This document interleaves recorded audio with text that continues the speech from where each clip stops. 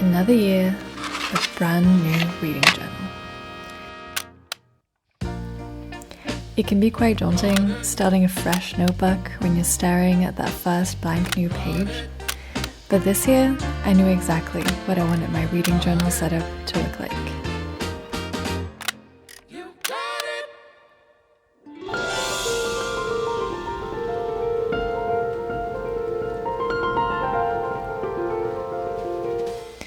I want my journal to reflect the core of what reading means to me. Just like my first reading journal 3 years ago, I wanted it to encapsulate my reading journey for the next year. Back then, the theme was tsundoku, the Japanese word that refers to the art of buying books and compiling them without actually reading them. I had been in a reading slump for about 5 years back then, but I had continued to buy books as my former reading self. My first reading journal really helped me to get back into reading, so I picked a theme that matched that. But things have changed since then, quite a lot actually. I went from barely making it through one book to reading about 50 a year, and although I have the occasional slow reading season, now I'm consistently reading and enjoying it, and I finally feel like an actual reader again. So we need a drastically different theme that signifies my current state as a reader. Deeply immersed in the fictional worlds I enter and genuinely engaged in what non-fiction books can teach me. Butterflies are symbolic for transformation, which is fitting, but I mainly gravitated towards them because I've always felt like they have something magical, an almost fairy-like quality, and since I was young, I've been fascinated by them because of it.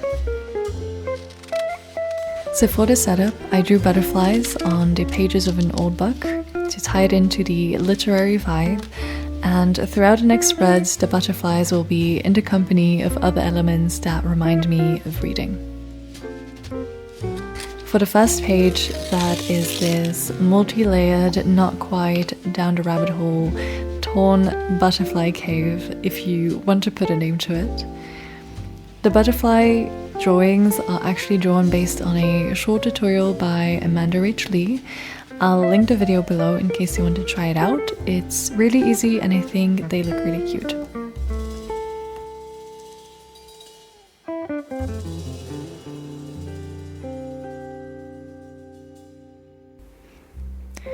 After my title page, I have a brand new type of spread, namely one for my reading projects. I did some reading goal trackers a few years back, but I wasn't a big fan of the internalized pressure that this gave me, and it felt a bit performative, so I stopped using these type of journal spreads entirely.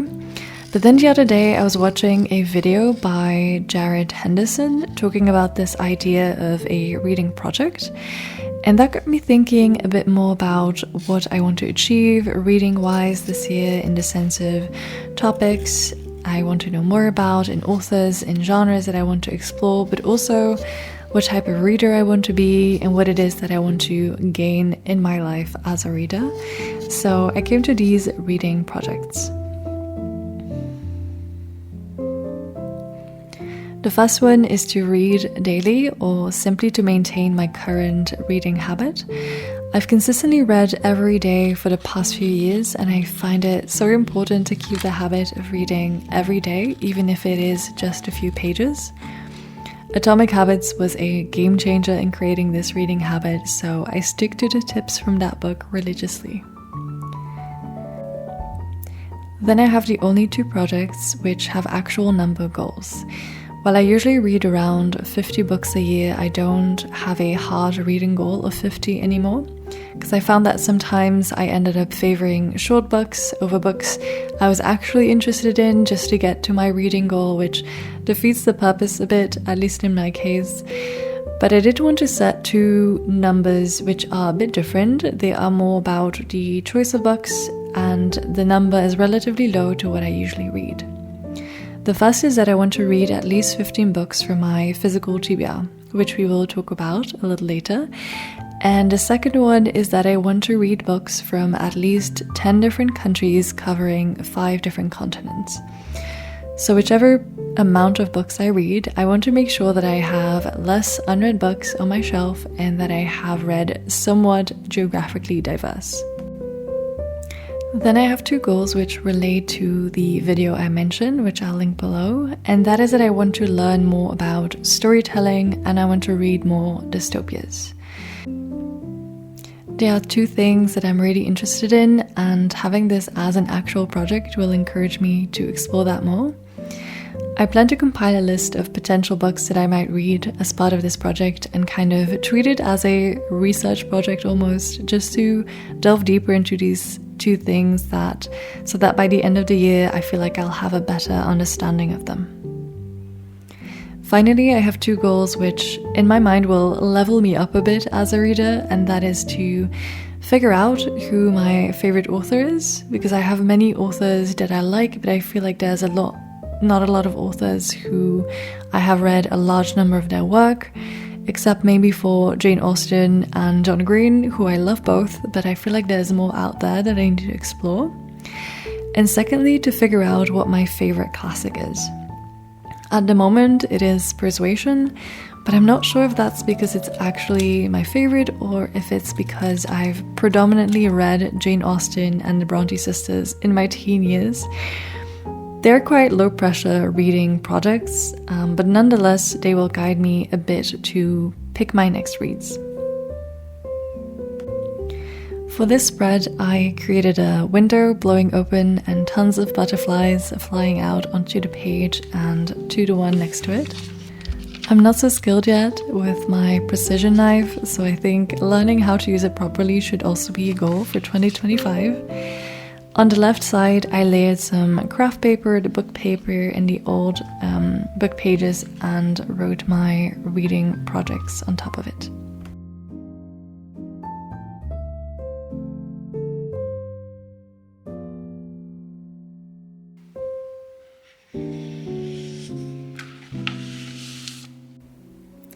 My next spread is dedicated to my physical TBR. From the start of this channel, my goal has been to read the books already on my shelf.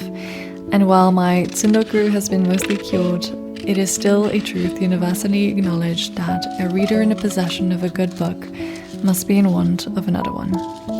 So I've still been buying quite a few books, and last year I did manage to read 21 books from my physical TBR, and I currently have 37 unread books left.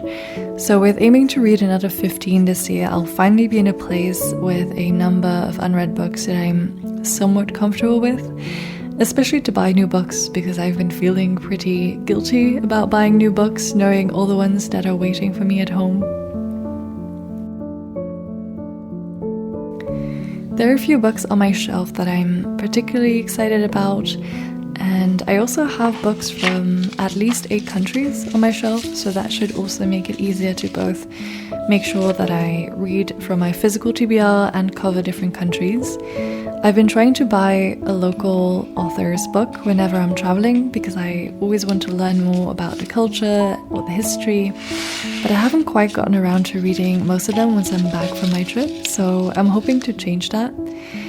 I really want to finally get to The Walnut Mansion, which is a family saga set during the Bosnian War, as well as Crossing, about a Kosovo Albanian fleeing to Finland. On the other side of the world, I am yet to read Norwegian Wood and Almond, which are both quite popular books, which have been on my shelf for ages. But the one book I'm most excited about is actually a recent gift, The Storied Life of A.J. Fikry by Gabriela Zevin. I'm yet to read this author's more popular book, Tomorrow and Tomorrow and Tomorrow, but A.J. Fikry sounds incredibly wholesome. It's about a bookstore owner whose wife has passed away and his bookstore's not doing well, and someone stole a rare poetry collection, but then a mysterious package changes everything. It's meant to be about transformation and second chances, and it just sounds really moving and right up my alley.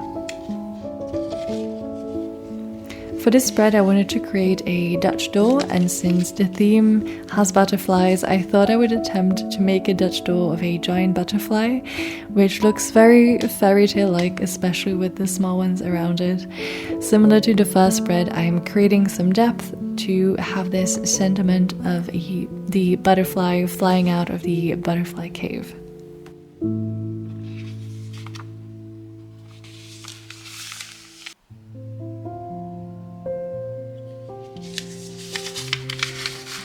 The next spread is actually dedicated to your recommendations. I've been taking note of all the books you've recommended to me over the past few years, and I've read some of the books, but still have a lot of them left, so I decided to give all of them, from the very first one, a dedicated spot here in my journal, so that I actually can see how many I have left, and it's easy to remember them when I'm out buying a new book. I love the variety of this list. It has fantasy, romance, historical fiction, a memoir, non-fiction, and several of these books I probably never would have found out about if it wasn't for you recommending them, so I'm really grateful for that. I'm really excited to read more of these. I have about 22 left at the moment and kept plenty of space for those you might recommend me during this year. For the spread, I made a small envelope out of my brown craft paper in which I put a little note saying recommendations. This will give me some extra space for more books if I need it. I layered it on top of some torn old book paper and craft paper and added some butterflies as details. On the right side, I listed the books I have on my to-read list so far, and similarly layered craft paper in the book pages on top in the top corner.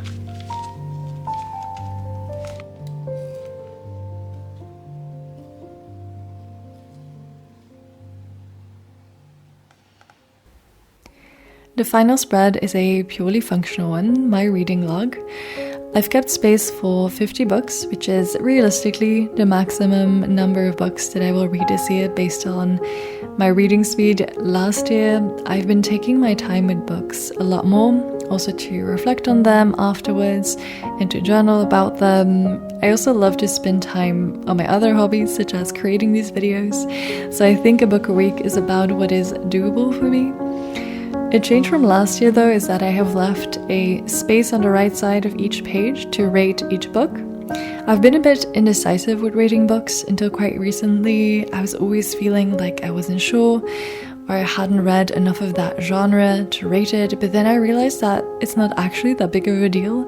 If a book feels like 3 stars, then it's 3 stars, and if I reread it the next year, maybe it will be 4 or 2. And that's also fine, but in this moment, I should just accept how I feel about it. I'm trying to be more decisive in my life in general, so this was a small way to also streamline that into my reading.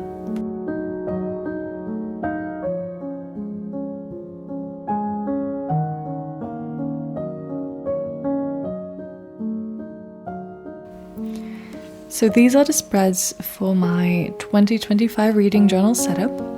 Let me know if you also have a reading journal and what type of spreads or ideas that you include.